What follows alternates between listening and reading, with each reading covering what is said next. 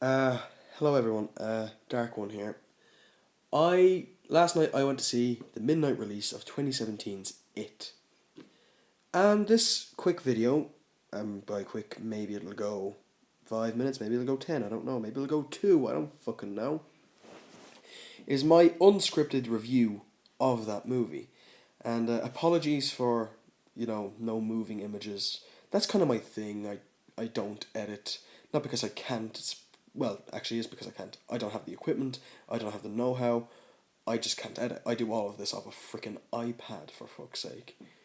But yeah, this is my unscripted review of it, and the background image will just be probably Pennywise or something like that. So, my thoughts before going into the movie. I was excited for this movie, not because of the director or the actors. Although I do like Bill Skarsgård, I did like his design. I thought it was creepy enough. I was like, yeah, maybe this'll work. It's different enough from Tim Curry's Pennywise that maybe it'll be maybe it'll be good. Maybe it'll be different. My only hesitation coming into this movie is, will it be like modern horror and rely far too much on jump scares? I'm glad to say it doesn't. There are jump scares, don't get me wrong, but it doesn't rely on them. Before I walked in, I had a beer. Uh, yeah, I wasn't going into that movie fucking sober. Fuck that. I didn't want to completely shit myself, but I had one beer because the bar was open. I said, fuck it, I'm going to have a beer. I met up with a friend. We went in. All I wanted from this movie was it to be either scary or good. Preferably both. I can now say safely it is both scary, not even scary, terrifying and good. Bill Skarsgård as Pennywise should, if this does not make him a big huge star, I don't know how. I don't know how it wouldn't. He is fantastic. You can just tell he is having an absolute blast playing Pennywise. Even the tiny little nuances he does. Every time he's interacting with one of the kids, you can literally see him salivating in hunger for wanting to eat these children. It's a nice little touch that Tim Curry, as much as I love him, and I still think he's a better Pennywise, not because he's scarier or anything, it's just pure nostalgia there.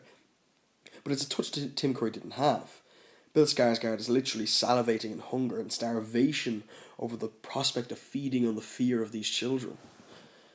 And there's a couple of scenes, yeah, they're funny. Like, he's funny a little bit. There's a scene towards the end of the movie, slight spoiler alert, it doesn't ruin the movie, but there's a little scene towards the end where he's in his base and there's a little carnival thing, it pops down and he's dancing.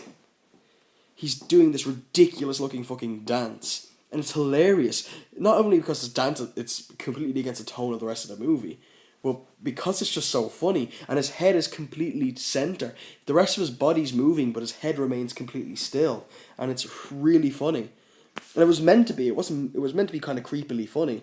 You're laughing nervously, but you're still laughing. Yeah, it goes against the tone of the rest of that movie, but it works. It was funny. I thought it was quite brilliant. And yes, Bill Skarsgård is freaking amazing.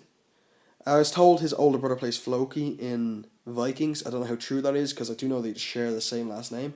And if they are, I love these two brothers. If they are in fact brothers, they're fucking. That family just has a knack for playing really fun, really likable, and really scary fucking characters. I really like the two of them. They're amazing. Now moving on a little bit to the children, the actors who play the children. I don't know their names, so do forgive me.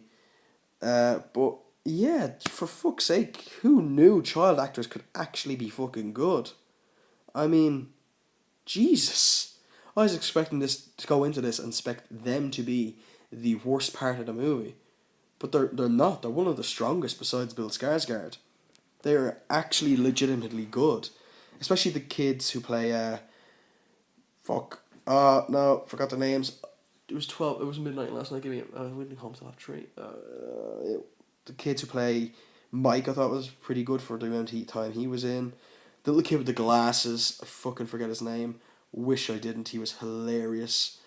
And Beverly, the girl who plays Beverly, she's really really good. at portraying what she's given. Yeah, the writing isn't exactly strong for Beverly because it's definitely Stephen King circa 1980s kind of writing for teenage girls, so it's not the strongest, but from what she's given, she does really well with. Even the bullies like Henry and the other two goons he has with him. Yeah, they're stereotypical bullies, but they're done well. Like for what they are, they're done pretty well. The adults in the towns, the parents, shit, you don't see a lot of them, but what you do see, it's still pretty good. It's still nice. It's still well acted, well done. It's a bit ham-fisted to me, some of the scenes with the adults, like how they just completely ignore. But I get it. It's part of the whole Pennywise thing. The adults don't want anything to do with it and everything like that. But as for the story itself, the story, as we know, centers around these group of misfit kids in Derry, Maine, in in the original book I think it was the 1960s, but in this it's actually the 1988, yeah. And they're called the Losers Club. They they unite over their several differences, like the black kid, the Jewish kid, the sick kid, the fucking leader, the girl, whatever.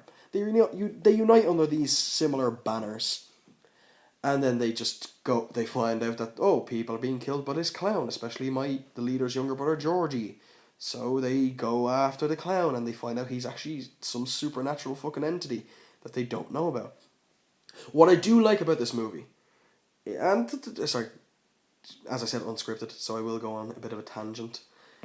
What I do like about the movie is they didn't go the adult route. They didn't do the storyline when they're all adults and they come back. In fact, like when the movie ends, it comes up like it, and then it says chapter 1. They obviously wanted a sequel for this. My only hesitation with that is, what if this movie sucked and they weren't going to get a sequel? Although, let's be quite honest, even if the movie sucked, it would have made enough money to warrant a sequel anyway. But now that I know we're definitely going to get a sequel, I can't fucking wait. I can't wait for the sequel because it's going to be amazing. If it isn't going to be amazing, I'll be so disappointed. I'll be so disappointed. If this movie is anything to go by, the sequel will be brilliant. And the sequel is where you save all the cosmic, more weird shit about Pennywise. And that works. It's great. It's open-ended. It doesn't give a solid conclusion to Pennywise, but it's contained with its own story. It's nice. It's compact. It's a freaking amazing movie. I didn't think it would be this good. I wanted it to be good. I hoped it was going to be good. I was excited for it. But even it exceeded my expectations. I was coming in expecting something like It Follows. I liked It Follows. I thought It Follows like a 6 out of 10. I thought it was okay. I was expecting this to be around like a 7 out of 10. But for me, 2017's It, a solid 9 out of 10. Solid 9 out of 10. I thought it was great. My only gripe with it is perhaps, some of the adults kind of pissed me off, and some of the dialogue a little bit was a bit But other than that, pretty freaking fantastic movie. I mean, I'd love to go back to Bill Skarsgård. He basically carries the entire scary moments in this by himself, and he's fantastic at it. If this man does not get more work as a legitimate, fucking amazing actor, I don't know. He's an amazing actor. He had a blast doing this, and he's fantastic as Pennywise. But yeah, this movie I was really, really happy with. So, yeah. If you like me doing unscripted reviews of movies, drop a like. I might do a few more as they come out, or even go back to a few movies from my past and do them. I mean, I've always wanted to do a fucking review of Pulp